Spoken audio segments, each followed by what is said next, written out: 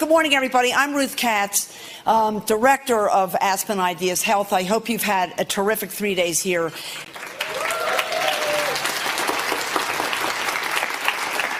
And what a terrific way to begin our last day then with this terrific conversation. I'm going to introduce our interviewer, who actually needs no introduction. Andrea Mitchell is Chief Foreign Affairs and Chief Washington Correspondent at NBC News and host of Andrea Mitchell Reports on MSNBC. The award-winning journalist is also the author of Talking Back to Presidents, Dictators, and Assorted Scoundrels. Her memoir, it's a pretty appropriate title, you got to admit. Her memoir of experiences covering U.S. presidents, Congress, and foreign policy. I should also note that Andrea is a very good friend of the Aspen Institute. She has served in this role with a number of different programs, including mine, so I'm delighted to have her here. She's also obviously here to interview a good friend of mine for a long time and a great Surgeon General, Dr. Vivek Murthy. With that, Andrea, I'll turn it over to you. And I hope to see you all 10:30 back at the Big Tent for a terrific closing program. Thank you all for being here. Thank you both. Well, thanks so much to Ruth Katz and to Aspen Health and to all of the people who've organized this wonderful opportunity to talk to the Surgeon General. And thanks to all of you for coming. It's wonderful to be back here in Aspen. And Dr. Murthy, it's great to have you here. Thank you. Welcome to Aspen. In addition to, of course, his role advancing the health and well-being of the nation, during his tenure, Dr. Murthy has made it a top priority to pay attention to the growing mental health crisis in America for adults, for youth, for children, especially young people, striving to address the epidemic of loneliness and isolation in our country. His approach has been to live by one of the lessons that he learned when he was becoming a doctor, not to just treat the illness, but to treat the patient. Dr. Murthy, it's so great to have you here and have this opportunity. First, tell us why you issued your new advisory, the Surgeon General's advisory, on our epidemic of loneliness and isolation. Well, thanks, Andrea. And I'm so glad that we're having this conversation together and that we're here with all of you. I issued this advisory in May of 2023 on loneliness and isolation, and I called it an epidemic because it is. It turns out that loneliness and isolation are far more common than we thought, with 1 in 2 adults reporting measurable levels of loneliness. But the numbers are actually much higher among young people. But the other thing that I found was that loneliness is also consequential. It really matters to our health. In terms of our mental health, people who struggle with being disconnected from others, either feeling lonely or being isolated, their risk of depression, anxiety, and suicide go up. But it's also physical illness that's impacted too. So people who struggle with that social disconnection, they have an increased risk of premature death that's on par with smoking daily, and it's even greater than the risk of premature mortality that we see with obesity. And so whether it's an increased risk of heart disease or dementia or other physical consequences, we come to see that loneliness really matters for our health and well-being. And so I issued the advisory because I wanted people to know that this is not just a bad feeling. It's something that really matters for our health, and not just our individual health, but the health of society. Because in the report also, we laid out that communities that are more connected actually tend to be more economically prosperous. They tend to have lower rates of violence. They tend to be more resilient in the face of adversity, like hurricanes and tornadoes and other major challenges. And so however you look at it, whether you care about civic engagement, the health of your community, the health of individuals, investing in rebuilding social connection and community has to be an urgent priority for our country. Was this exacerbated by COVID? Yes, it was, but it predated COVID. And we have seen actually in the data that the loneliness crisis has actually been building for decades. For over half a century now, we've seen a reduction in the participation of people in community institutions that used to bring people together. So think about faith organizations, recreational leagues, other service organizations in the community. So participation has gone down, down, down. But we've also had other factors that have surfaced to drive loneliness. I worry that for many people, young people in particular, that technology has not always been a boon. In fact, it's often been a contributor to the loneliness that they're experiencing. And in our busy lives also, Andrea, and this is more a feature of modern life, We move around more, we change jobs more, we leave communities behind that we've built. And it's not that we shouldn't move or that we shouldn't take a job that we're really excited about, but what we haven't done is we haven't figured out how to mitigate the consequences, the social consequences of our modern lifestyle. And that takes really intentional investment in social connection, and it's why in the advisory we also laid out the framework for our national strategy to rebuild connection in America. You said that one out of every 2 adults is affected by this. So, half the population, the adult population, is affected by this. How do you connect it, just medically? What is the connection between loneliness, isolation, and those physical manifestations? Well, I think that loneliness is very interesting. It puts our body in a stress state, both a mental and a physiologic stress state. And we've all experienced stress in our life. Think about the stress before you take a big exam, or before you give a big speech, or before you give a big grant deadline, or do a big interview at Aspen, or before you meet your future in-laws for the first time. Whatever it might be. Those moments of temporary stress can actually push you to perform better. They can, not always, but they can. The problem with stress is when it's chronic. When it lasts for a long period of time, that's actually when we start to see harmful effects on the body, with levels of inflammation rising, with damage to tissue and blood vessels, and an increased incidence of heart disease in particular, but other physical illnesses as well. And so this is thought to be one of the ways in which chronic loneliness can actually impact our physical health. And the truth is that, look, a lot of us don't talk about this because there's a sense of shame around loneliness too. That prevents the conversation from happening. People, and I felt that as a child growing up. I struggled a lot with loneliness, and because I was shy, I was an introverted kid. I wanted to hang out with the other kids, but I didn't quite always know how to break into those circles. And I felt different in a lot of ways. There weren't too many kids in my school who looked like me or had my background, and so I felt different a lot. And so all this compounded to create a real sense of loneliness when I was a kid. But I didn't know what to do about it, and I didn't know how to talk about it. So even though I knew my parents loved me unconditionally, and still do, thankfully, to this day, I never talked to them about it because I just felt like I was doing something wrong, like it was my fault. And that is the experience that so many people, kids and adults, have in America right now. They feel like if I'm lonely, that means that I'm not lovable, I'm not likable. Worse, I'm perhaps a loser of some sort. Think about what happens when on a college campus, orientation week, if you feel like staying in on a Friday night and reading a book, how's that looked upon, right? Most people think, that person, something's wrong with them. They should be wanting to go out to big parties, etc. So it's hard for people to talk about this because in our extroverted society, it feels like admitting to a failing.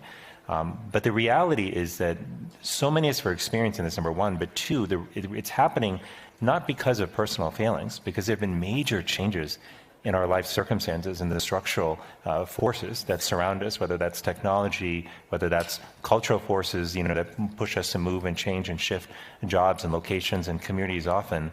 And if we don't talk about it, we'll never address it.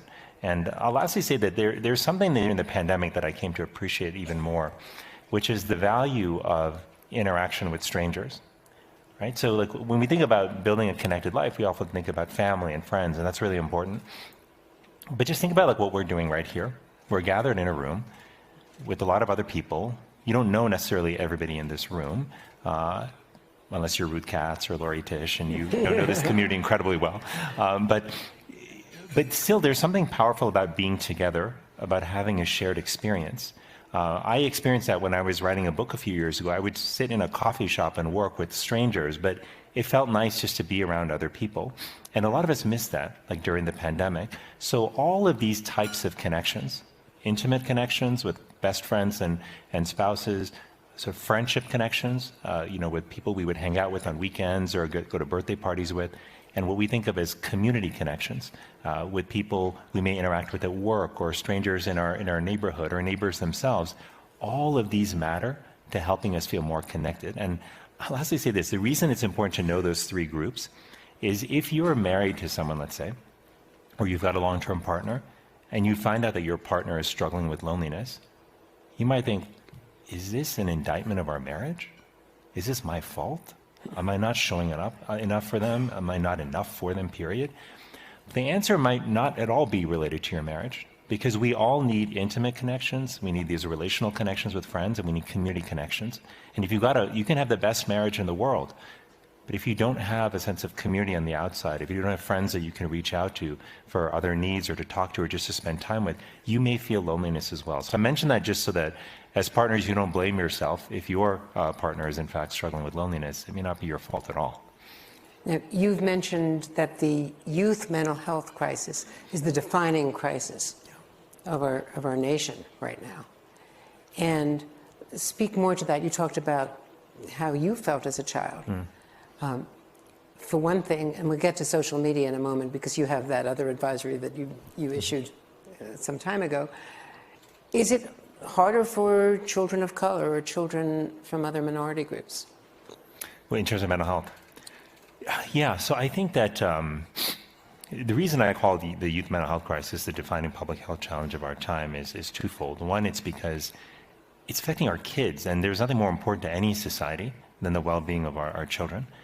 And our kids are telling us through stories and statistics again and again and again that they are struggling and suffering with record rates of suicide and self-harm. We're finding 1 in 3 girls, adolescent girls, say that they seriously consider taking their own life in 2021. 1 in 3 is extraordinary. 1 in 3. We saw that even before the pandemic, in the decade prior to the pandemic, there was a 57% rise in the suicide rate among kids. I mean, these are staggering numbers, and one of my worries is that we will get used to them and that we will become numb to them. But that was one reason, is that this is incredibly common and it's happening to our kids. But the other reason has to do with the fact that mental health, our mental health, is the fuel that allows us to show up in our lives, right? If you're struggling with your mental health, it impacts how you show up for your family, how you perform at work, how you perform at school, if you're a young person in school, and it impacts how you show up in your community. It impacts civic engagement.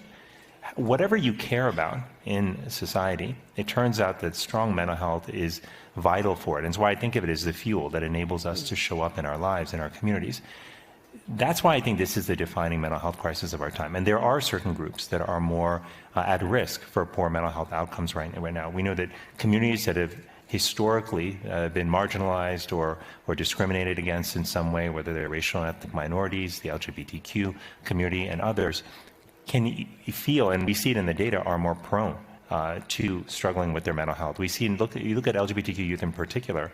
I mentioned 1 in 3 girls, who seriously consider taking their own life. That number is closer to 50% when you look at the LGBTQ community in youth in particular. So there's a tremendous amount of suffering that's happening in our country right now among adolescents in particular. And I just feel like, we can talk about the public health ways to address this, what we need to do in terms of treatment, in terms of prevention, in terms of stigma. But first and foremost, this is a moral imperative. This is a moral call to action to all of us. I mean, none of us would say, I suspect that kids aren't important. I suspect if many of us who have children in our lives, whether they're your own kids, nieces, nephews, or others, and if I were to ask you, who are the most important people in your life, you probably name one of those kids, right? So we all value that, but there is a gap that has emerged between the values that we hold individually and the values that we are reflecting as a society. And I issued this advisory, and we have been driving forward on the broader issue of youth mental health, because it is time for us to close that gap, not only through policy, not only through programs, but by driving a different conversation in our country, by refocusing on what matters for our kids. And anyone who has kids knows that kids are listening all the time. I mean, I'm always so impressed, Andrea, by young people I meet around the country in terms of how much insight they have into what's happening to their generation and insight into what the origins are. But they look at not just, they're dealing with the loneliness crisis, they're dealing with social media, which often makes them feel worse about themselves and their friends. They're dealing with bullying online 24/7. They're also dealing with an information environment that often can be quite negative, right? And so they're hearing all of this 24/7. When I was a kid, if things were getting too negative, I wanted to turn off the flow of information. I just turned off the TV, right? But that's not so easy for people to do now. But kids are also looking at the future. They're looking at the threat of climate change. They're looking at the violence that they see in their communities. They're asking, is the future really better than the past? And they look at the generations ahead of them not doing enough to address those threats, and they're worried that the answer is no. So we put all this together with the trauma kids are experiencing, specifically the trauma from violence, where gun violence has now become the #1 cause of death among kids. You say that again, the #1 cause of death among kids is now gun violence. That is a staggering statistic. But all of these together are driving the youth mental health crisis. We can't solve them all individually on our own, but collectively, we have, I believe, a moral obligation to push forward the kind of policy solutions and programs that address these root causes. And if we don't, we are going to see this continued suffering and worsening statistics in terms of how mental health is impacting our kids. And you spent the last year and a half talking to kids. Yeah. And came to conclusions about social media and the impact of social media on children, which is an extension of what you're just talking about. You can no longer turn off the TV, and that's a single source of external inputs. So talk to me about that, and whether you think there should be some guidelines, even regulations by states or the government on what age children should use social media. These are good questions, and these questions, Andrea, are the ones that parents, right, every day are grappling with. And the problem is that we have forced parents to grapple with them entirely on their own. Right. We said, okay, it's up to you to figure out these platforms that are rapidly evolving, that fundamentally change how your kids see themselves, each other, and the world. And by the way, that you never grew up with, but figure it out. And do that on top of everything you're managing, especially a pandemic. I mean, that's just an incredibly unreasonable demand to make of parents. And just to give you a parallel, right, when a child turns 15 or 16 and they're ready to drive a car, or when a child is of an age where they need to use a car seat, right, kid is first born and for the first several years of their life, we don't tell parents, you know what, why don't you go check out the car, inspect the brakes, test the frame out on your own, make sure it's strong enough in case of a collision. Like, that would be unreasonable to do, right? Because that requires specific expertise. It turns out that social media also requires expertise to assess safety. And that's expertise that a lot of us just don't have. And so part of what we have to do is to have the backs of parents here and recognize we place an unreasonable burden on them. And that is why I think policymakers have to step in here. I'll tell you why I'm concerned about the harms. It's because in the conversations I had with kids around the country, Andrea, they told me three things very consistently, and we did roundtables with kids all across the country. One, they said social media often makes them feel worse about themselves. Two, it makes them feel worse about their friendships as they watch kids doing stuff without them and they feel left out. But third, they said that they can't get off it because these platforms are built to maximize the amount of time our kids spend on them. There are features there that manipulate us into spending more and more and more time. And this isn't just purely a willpower thing. It's not like this generation of young people suddenly had a dramatic decrease in willpower compared to prior generations. It's that this is what it was designed for, to maximize time. That's what the revenue models are based on. And we're in a situation where you've got the best product designers in the world designing platforms to maximize use, and you're asking a child to use the force of their willpower to somehow limit utilization.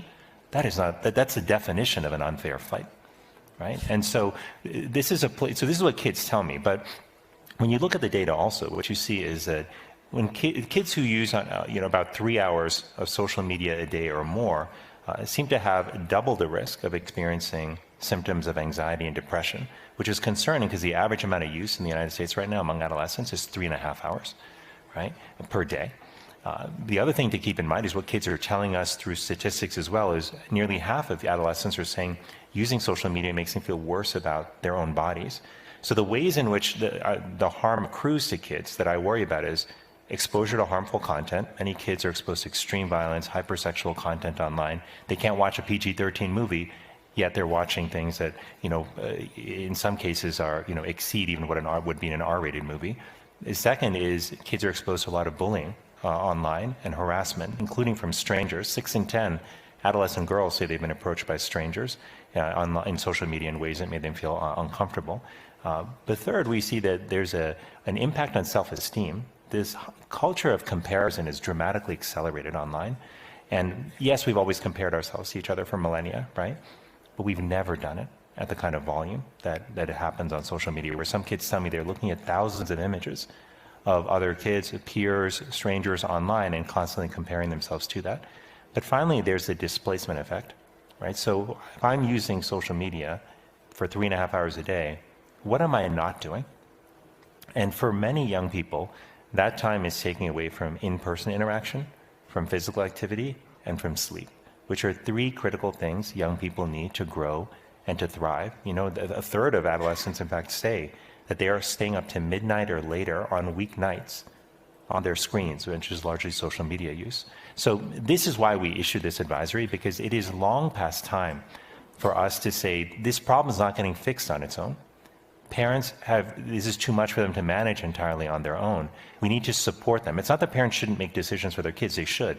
But we've got to do what we did with cars, with baby seats, with medications for kids, establish reliable safety standards for social media, actually enforce those safety standards, and require the kind of data transparency from companies that we have not had. Independent researchers tell us all the time they want to assess the full impact of social media on kids, but they can't get the data from the companies. So this is a problem. As a parent, I don't want to feel like the vendors are hiding information from me about how a product my kid may be using is actually impacting them. So this is why policymakers need to step up, you know, and this is why we issued this advisory, because the problem's not going to fix itself. And I worry we will look back on this moment in 5, 10 years and say, what were we thinking? How did we unleash this extraordinary force on our kids with no evidence of safety? And that's the question we should be asking. Where is the evidence that these platforms are safe for our kids? That evidence is not there, and that's why we need to step up in terms of our policy-making response.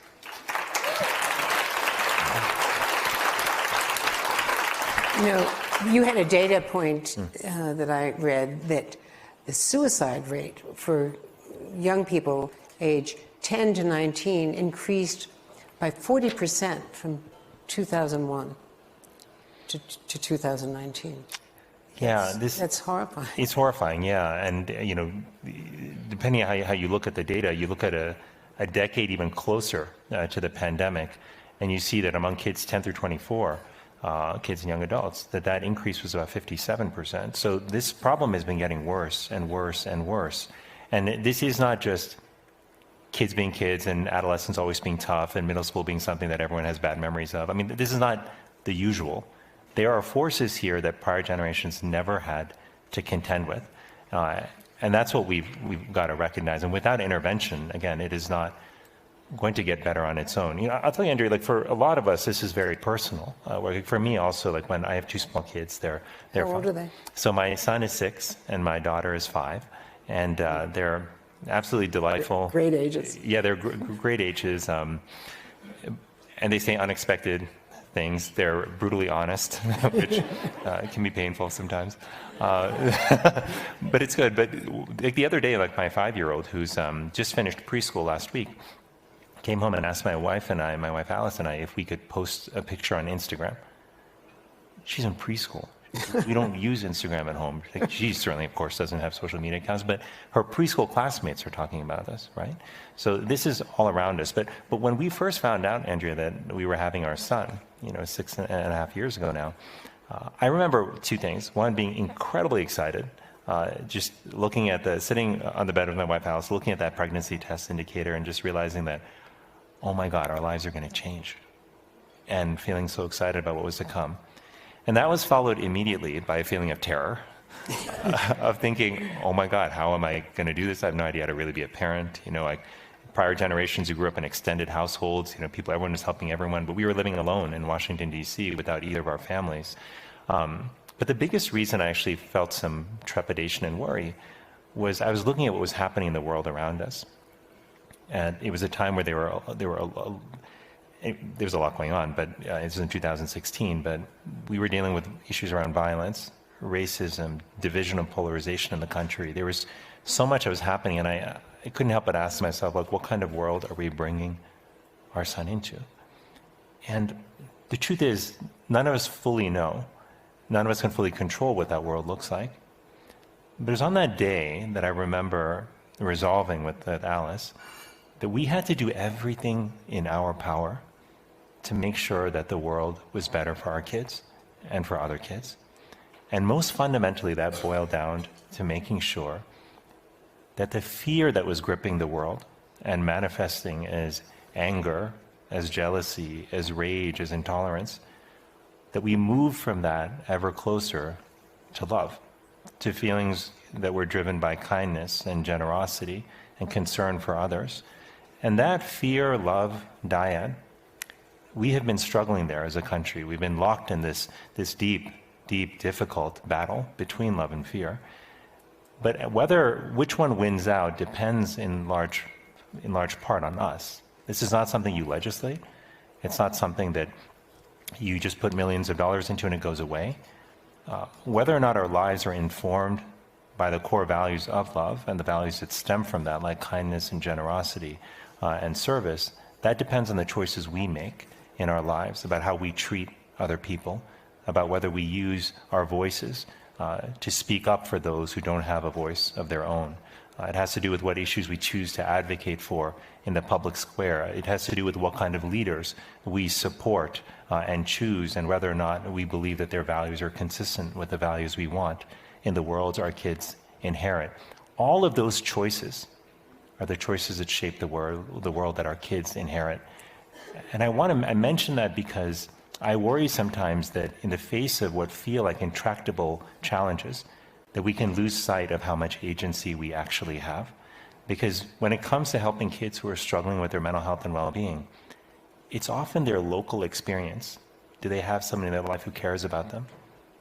Do strangers or teachers or neighbors reach out to be kind and help them? Do people in their life take an interest in who they are? When they make a mistake, do people not condemn them but give them a chance, recognizing that their intentions were good, even if they chose the wrong word or messed up in some way? These are the experiences that all of us can shape in the lives of our children, in each other's lives. And that can create the kind of movement and snowball effect that can move us from a world that is gripped by fear to a world that is powered by love.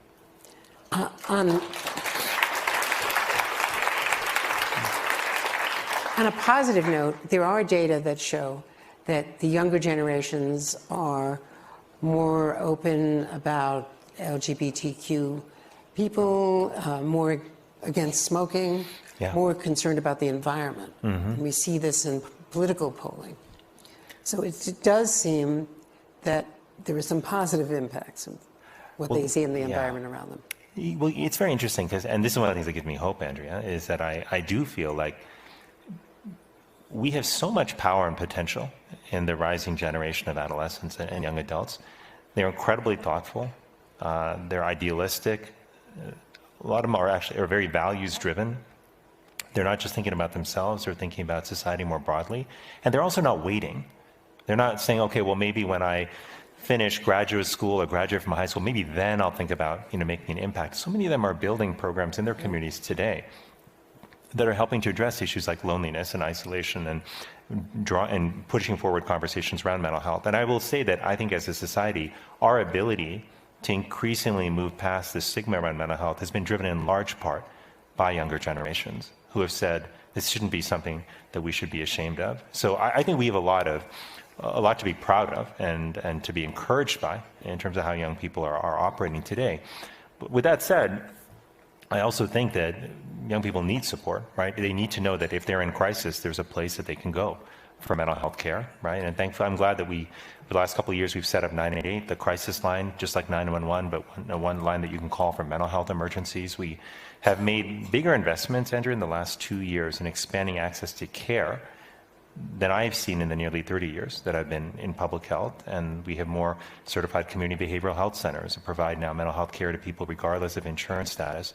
We have more counselors in our schools. All of these are really important steps. They're not enough. Like, we've got to do more, and because the gap has been so big and building for years. But there's a lot of reasons to feel encouraged about where we are today. We just need to keep our foot on that accelerator, and you need to keep pushing further and faster. Because if there's one thing that's true about modern life, Andrew, which you know better than anyone, it's that our attention just moves so fast, right? From one subject to another. And we can't afford to do that here. We can't afford to make a few investments in mental health and say, okay, we finished with mental health. We'll come back to it maybe in a decade and see if we're doing all right. Like, we can't take that approach. We have to be here until the problem is solved, until everybody who needs care can get it. until we have actually addressed the root causes of what's driving the mental health crisis, and until we can talk about mental health no differently than when we talk about physical health, without any shame or stigma. When we talk about these really troubling data points with this crisis, are there signals that parents and teachers can recognize in their kids, grandparents, and take action? Yeah, so it's a good question, and I think that there are a number of things that you can look out for as a parent. Like, number one, there's data you can get from talking to your child. This sounds so obvious, but a lot of times we actually don't have conversations with kids about their mental health and well-being. Sometimes we wonder or worry, hey, if we bring it up, maybe it'll trigger problems for them, right? This is something people used to believe a long time ago: never ask about suicide because it might trigger thoughts of suicide. But what we now know very clearly is asking about mental health concerns does not create mental health concerns, right? So number one, we need to start having conversations with our kids about their mental health and well-being. And that can involve us sharing and being honest about how we are doing, about how we are managing our own mental health. And in those conversations, even if your child never says anything to you for the first few times, them knowing that they can talk to you is actually really important, because a lot of kids don't have somebody they feel they can talk to. What you can look out for as a parent, either through these conversations or through your observations, or you can look at, number one, the overall mood of your child. Every kid goes through difficult periods where they're sad or they're feeling anxious or they're worried. That's normal. That's not, if your child is not expected to be happy 100% of the time. But what matters is, how long do those last? And do they impact your child's ability to function? And how severe are they? So if your child is experiencing moments of depression or anxiety that are leading them to consider taking their own life or harming them in some way, that's extreme, right? That is concerning. If it's lasting for a long period of time, for months, for weeks and months, that's concerning. If you're finding that it's impacting their sleep, their nutrition, right, their ability to eat and their appetite, their desire to interact with friends or be around other people, their engagement in school or in other activities they used to find pleasurable, like sports or hanging out with friends, those are all warning signs that what your child may be experiencing in terms of their mental health challenges may be consequential. And it's never too early to ask for help and to seek out help. So, talking to a counselor, raising the issue first with your pediatrician, these are all very reasonable things to do. Talking to your school counselor, if your child's school has a counselor, which more and more do now, is also important. And lastly, I'll just say this, because parents, I think sometimes we're made to feel like we have to manage everything in our child's life by ourselves. And if our child is struggling or suffering in any way, that reflects our failing as a parent. And I say that because I felt that too. As a parent, my kids have had their own struggles over time, struggles in some ways that were made worse during the pandemic. And and my wife have stayed up many nights wondering, what did we do wrong? Is there something we should be doing differently to help our kids get, overcome some of the introversion and shyness that really accelerated from them after the COVID-19 pandemic, after the most intense part of it. But the truth is that parenting was never a one or two person job. Historically, we had communities that supported each other. We had extended families where people leaned on each other. And frankly, we had extended families where people saw, long before they were parents, other kids being raised. They learned from that.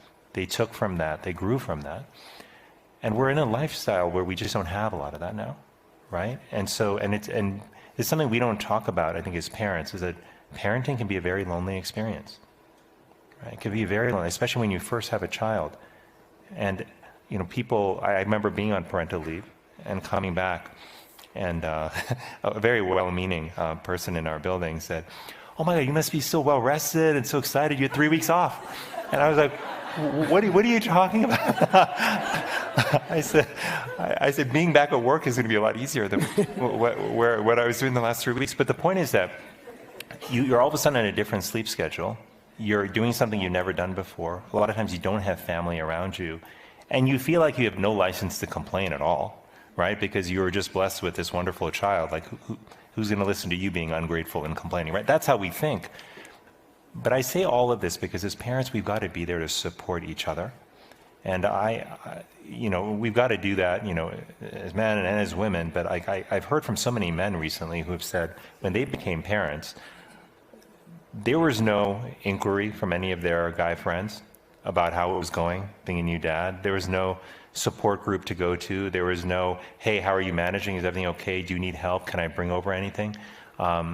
So, across the board, I think we can and should do more to support each other in parenting, including in how we manage social media. You think about telling your child, okay, I'm going to delay your use of social media until after middle school. And just imagine and that's something that is, I think, a good thing to do. It's something I would advise to do. It's something we're going to do with our kids. But it's not an easy thing to do, right? Because the first thing your child might say is, you really want me to be the only person who's not on social media? Won't I feel even lonelier and more left out? But imagine if me and Celine and a bunch of other people in this room said, you know what, for the kids in our life, whether they're our kids or our nieces or nephews, whoever we're helping to raise, we're actually going to make a pact and stick together on this. We're all going to try to delay the use past middle school. And if our kid says, I'm the only one, we're going to say, no, look at Celine's nephew, look at, Lori's child, look at, everybody else's kid. We're actually doing this together. That's what we have to do. There is strength in numbers, but it's time for us to end the silent suffering that happens when we are leading lonely lives. And that is what is happening to so many people in our country. And part of the reason we issued the advisory, Andrea, was not only to push forward solutions, but to push forward a different kind of conversation in our country, where we realize that one of our greatest sources of strength is our connection with one another. This is how we evolved over thousands of years. We have this notion that you've got to be independent, which means that you shouldn't need anybody else. That's what success is. Success is you're independent. You can do it all on your own. But when we were hunters and gatherers thousands of years ago, the person who said, you know what, I'm going to be independent. I'm going to be on my own. I don't need anybody else. That person got eaten by a predator. That person starved because they had an insufficient food supply and they weren't pooling their food with everyone else, who realized that they actually did need each other. The bottom line is, over thousands of years, we've evolved to work together, to be in community with one another.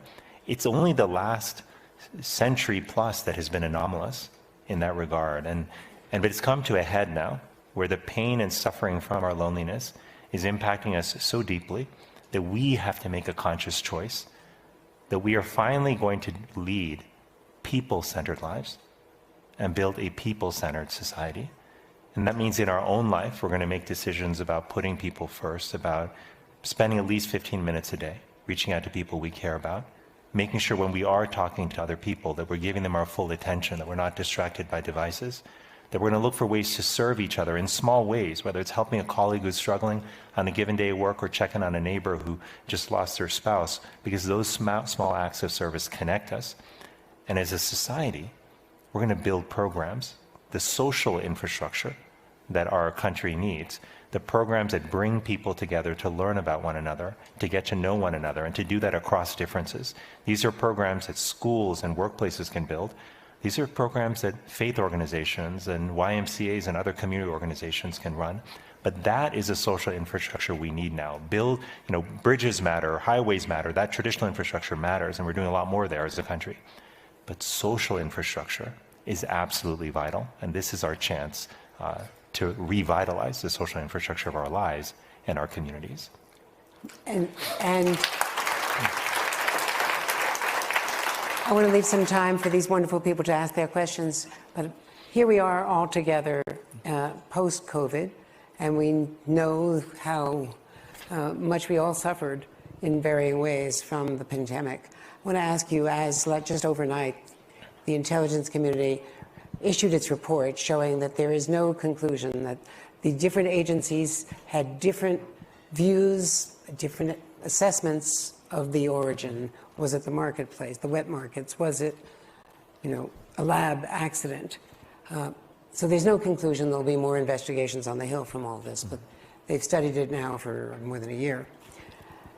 What about the lack of transparency from China, principally, as COVID rates are increasing there, and concerns that this government, because of congressional budget cuts, doesn't have pandemic relief funds to prepare for the next emergency, which was one of the reasons why the crisis in the initial months was so poorly managed? Yeah, this is such an important question. And I think we have learned a lot from the very painful experience of the pandemic. I think we were able to develop vaccines in record time, and that helped us realize, you know what, it's possible to work on a much shorter timeline.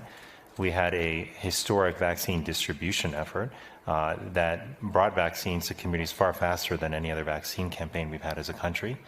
And we had to do a lot in our health systems as well, painstakingly, and it was very difficult, but to help prepare our hospitals and our doctors, our nurses, our entire healthcare infrastructure for how to deal with a new threat that comes on the scene quickly.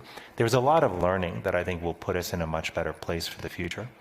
But where I worry about is on the points that you raised, Andrea, which is that it feels like we, as a country, we have this way of responding to crises after the fact and not before when it comes to the financial investment that's needed.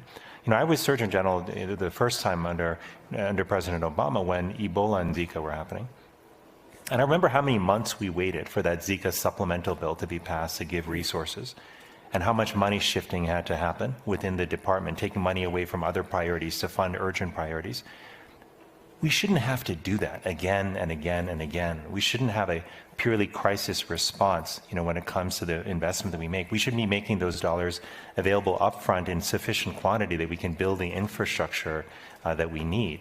And of course, there should be transparency and accountability in how those funds are used. But the bottom line is we can't wait for the next crisis to put sufficient resources forward. So I do worry about that. The second piece I worry about is how we deal with this as a global community, because any pandemic that comes in the future is going to, by definition, be a global threat, right? And simply thinking that we can just protect our own country and ignore everything that's happening in the rest of the world, that is no longer a theory that works. COVID proved that, but other illnesses did too. But when it comes to even the COVID origins discussion, for example, it was the lack of transparency that as a global community that we were getting from China that actually prevented us from doing the kind of thorough and thoughtful investigation that needed to happen. And this is not a political thing. This is a scientific thing. Whenever there's a crisis, I mean, those of you who are working in healthcare systems know this you know, that when there's an unexpected error that happens, when somebody dies unexpectedly, you do an investigation into the origins of that because you want to make sure that never happens again.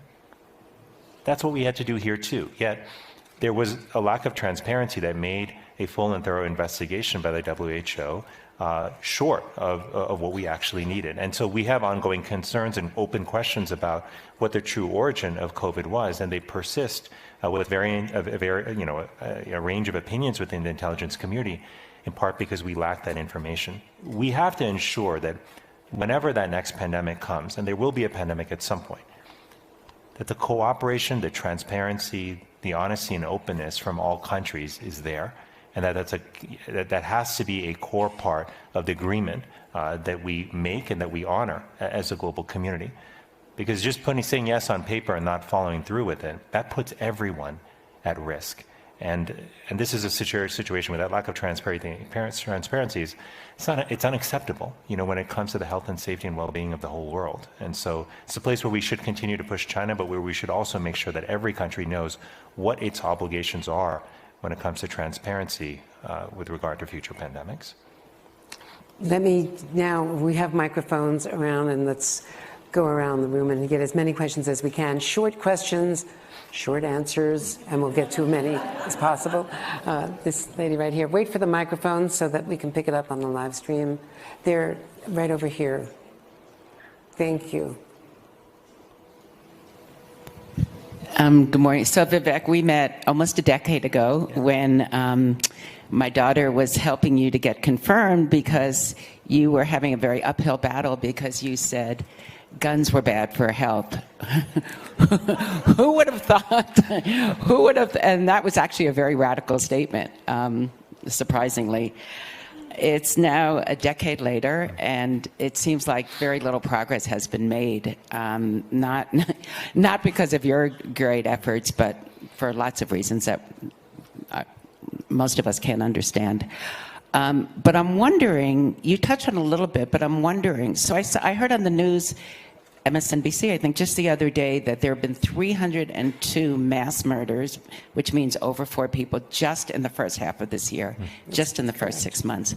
So I'm wondering, for school children, how much of that is on their minds, that this is something that happens every day, that could happen in their schools. How much of that is on their minds, and how do you see it manifesting? Yeah, That's such a great question, because we cover it every day, and every day it seems like we have a risk of normalizing that kind of outbreak.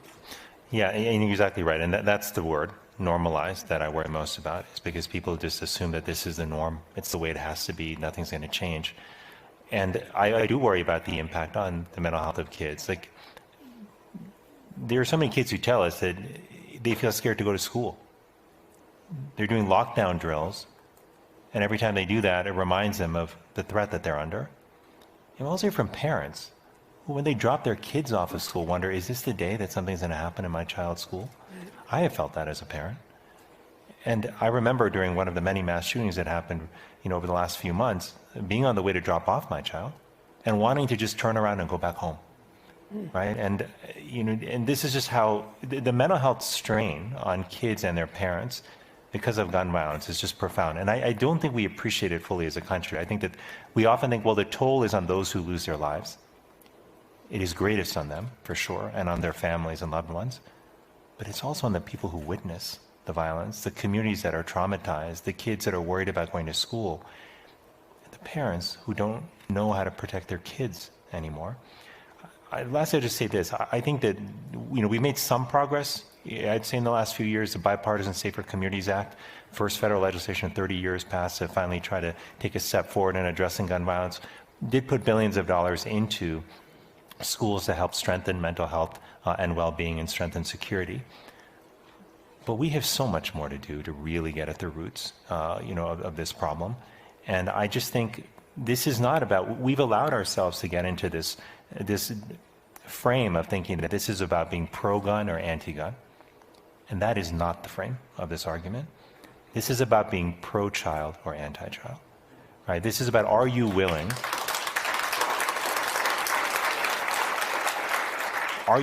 to do whatever it takes to protect our children? Look, as parents, we know we would throw ourselves in front of a moving car to save our child if that's what was required. There is no limit on what most parents would do to save and protect their child. Well, why is it different as a society?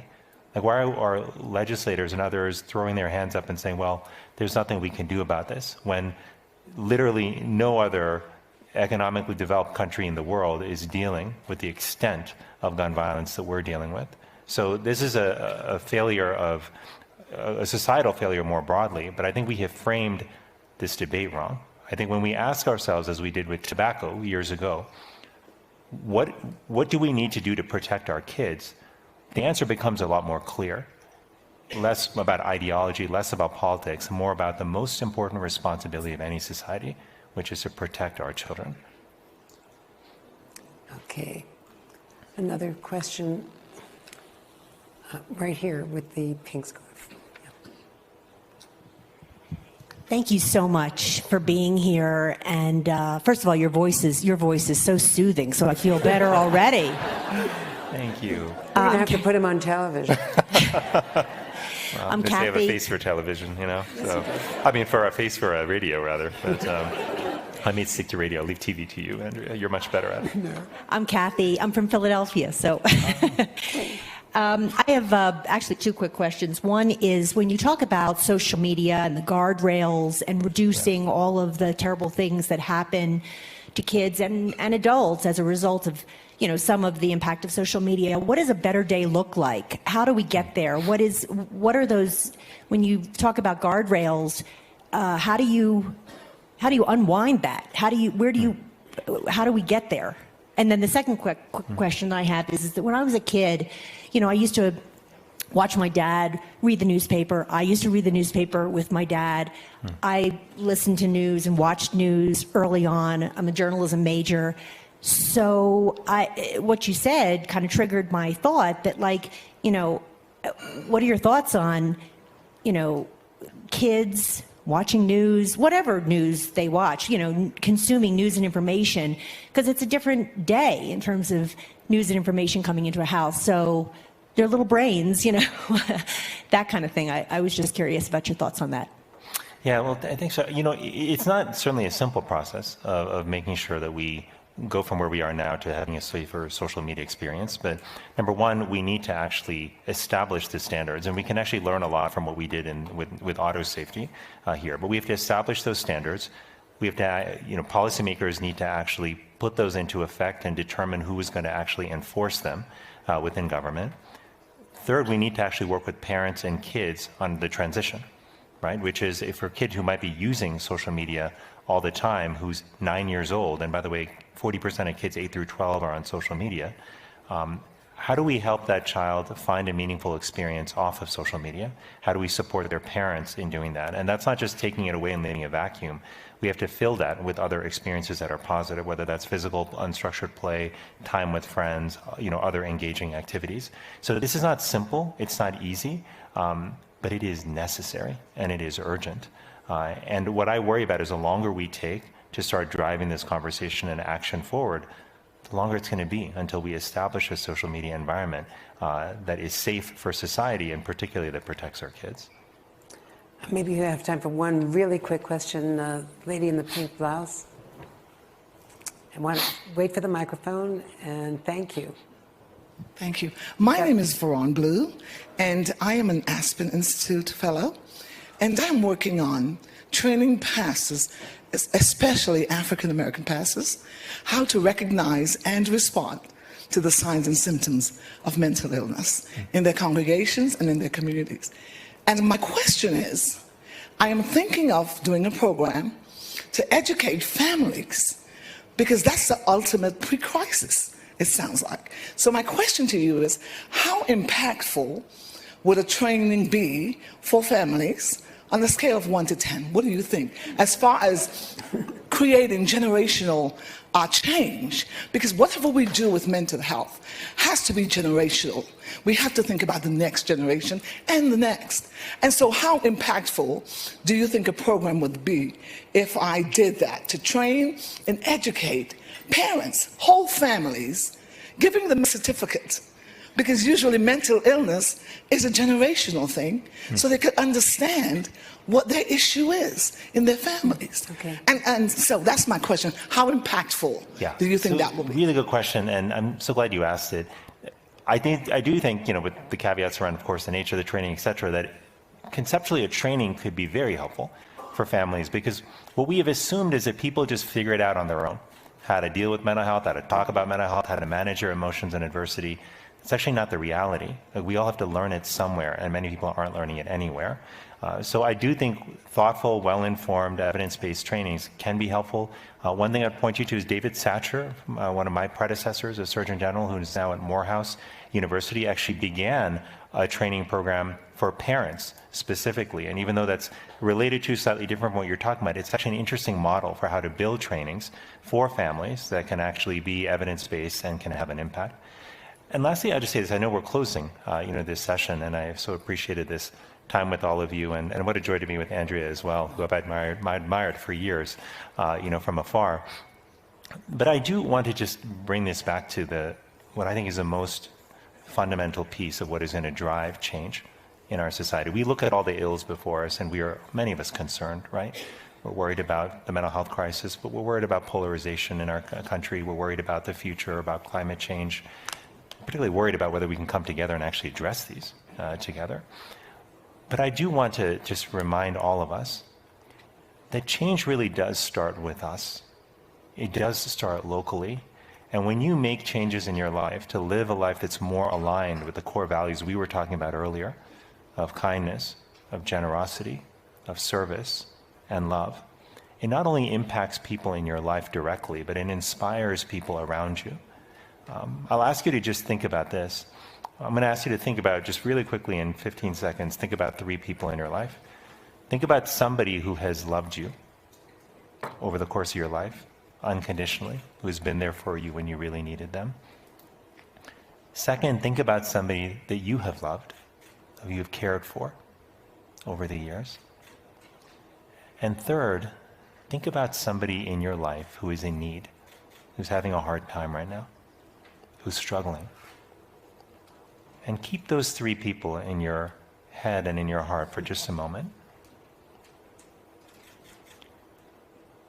What those three people remind us of is that we have the capacity to be loved, that we have the ability to give love, and that there is still great need for love in the world. And I mention this because that love that you convey to somebody else in a moment of kindness, in a generous moment, by showing up when there's a friend who's in need, by just listening when someone in the family is in crisis, that love is powerful. That love is healing. And there is no force I know, no medicine that I've written a prescription for, that is more powerful when it comes to healing than the force of love. And the fact that you have the ability to deliver it through your interactions with other people makes all of you healers.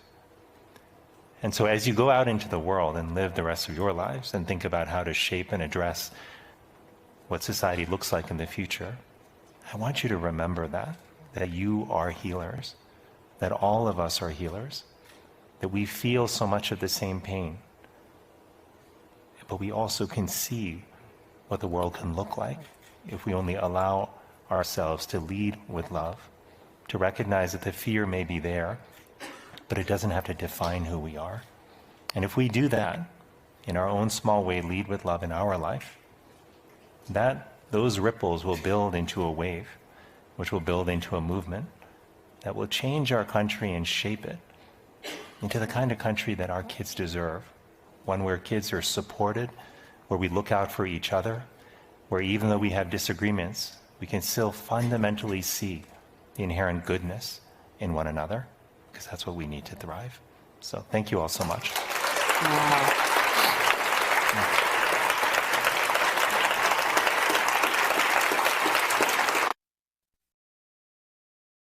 Thanks for watching our YouTube channel. Follow today's top stories and breaking news by downloading the NBC News app.